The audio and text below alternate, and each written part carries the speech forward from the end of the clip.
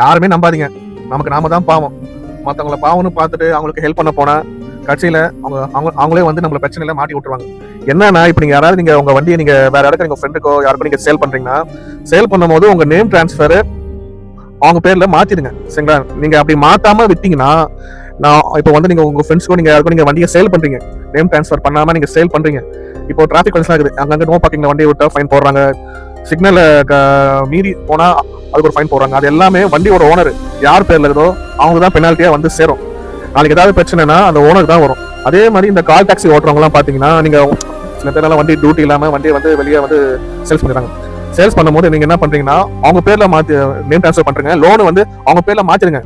நாளைக்கு அவங்க ஏதாவது லோனு ஏதாவது கட்டாம போயிட்டாங்கன்னா இஎம்ஐ காரன் உங்களை தான் பிடிப்பான். சரிங்களா? இந்த யாருமே நம்பாதீங்க. சரிங்களா? பாவனு பார்த்தா கட்சியில அது உங்களுக்கு ஆப்பா போய் முடியும். சரிங்களா? உஷாரா ஜாக்கிரதையா இருங்க. உங்களை நீங்க மட்டும் நம்பினா போதும். நன்றி, வணக்கம்.